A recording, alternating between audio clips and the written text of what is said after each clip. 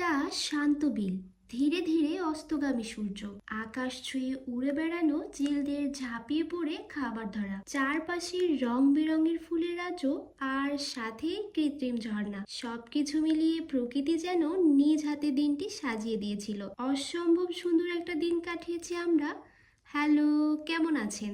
আমরা এখন ইউনিভার্সিটির তৃতীয় বর্ষে। প্রথম বর্ষ থেকেই কত প্ল্যান, কোথাও ঘুরতে যাব, একটু বের হব, কিন্তু প্ল্যান তো আর সব সময় প্ল্যানের মতো হয় না, বারবার ভেস্তে গেছে সব। কাল সন্ধ্যায় হঠাৎ করে ঠিক হলো আমরা সবাই মিলে রংপুরে যাচ্ছি। সিদ্ধান্ত নেওয়া মাত্রই ছুটোছুটি। আমি বেরিয়ে পড়লাম টেইলার্সে কিছু কাজ করিয়ে নিতে। দুপুর থেকে ঠিকমতো পেট পুজো হয়নি, পেটের ভিতর যেন ইঁদুর দৌড়াচ্ছিল, তাই কাজ চলাকালীনই হালকা নাস্তা সেরে নিলাম। পরদিন সকালে আমাদের ট্রেন ছিল 8:30টায়, কিন্তু ভাগ্য, একদম 1 মিনিট। স্টেশনে পৌঁছতেই দেখি ট্রেন সবেমাত্র ছেড়ে দিয়েছে। ছেলেগুলো দৌড়ে উঠতে পারলেও আমরা মেয়েগুলো আর পারলাম না। তৎক্ষণাৎ মনটা ভীষণ খারাপ হলেও আমরা কিন্তু থামিনি। বাস ধরে শুরু হলো আমাদের যাত্রা।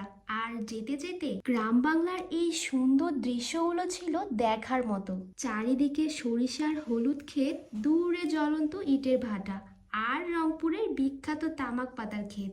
মনটা যেন একেবারে খোলা হাওয়ার মতো হয়ে গেল। পৌঁছে হালকা কিছু খেয়ে আমরা সবাই মিলে চলে গেলাম চিকলি ওয়াটার পার্কে।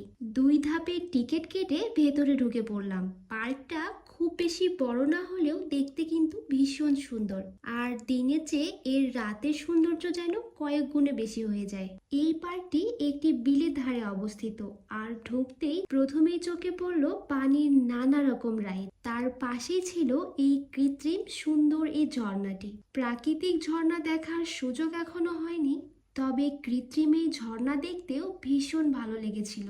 তার একটু সাইডেই ছিল এই রং বেরঙের মাছগুলো।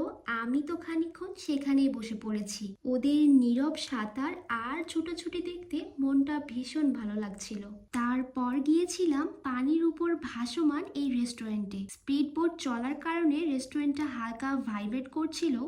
অদ্ভুত কিন্তু ভালো লাগার অনুভূতি। হঠাৎ দেখি একদল চিল খুবই ছোটাছুটি শুরু করেছে। খুব সম্ভবত রেস্টুরেন্টের কিচেন থেকে কিছু বাইরে ফেলা হচ্ছিল, আর সেটার দখল নিতেই তাদের এই যুদ্ধ। সামনাসামনি এত কাছ থেকে চিল দেখা, এই অভিজ্ঞতাটাও কিন্তু আলাদা। রেস্টুরেন্ট থেকে বেরিয়েই পাশেই ছিল বাচ্চাদের জন্য কিছু রাইড, আর বিশাল এই নাগরদোলা। হঠাৎ একদম কাছেই গর্জনের শব্দ। দেখি এক বিদেশি কুকুর, নামটা এই মুহূর্তে মনে নেই। ছোট্ট এই জায়গার মধ্যে বেশ গর্জন দিচ্ছে। ফোনটা সামনে নিতেই কি শান্ত, মনে হলো সে বুঝে গেছে তার ছবি তোলা হচ্ছে। তারপর আরো ঘুরোঘুরি।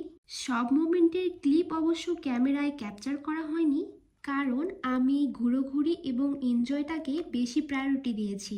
সব শেষে আমরা সবাই মিলে 1 কাপ করে চা খেয়ে বেরিয়ে পড়েছি। আর এর পরে গিয়েছিলাম ফুলের রাজ্যে। এটা ছিল একটা নার্সারি।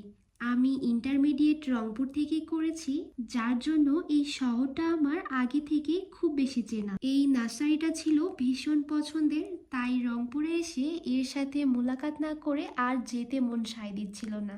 এখানে ঢুকে এত রকমের ফুল, এত রং, যেন সারা দিনের ক্লান্তি এখানেই মিলিয়ে গিয়েছে। শেষে মাটির আসবাবপত্র আর শোপিজের জায়গাটায় একটু ঘুরে সোজা রওনা দিয়েছি আমাদের ঠিকানার দিকে। সব মিলিয়ে অসম্ভব এনজয় করেছি আমরা।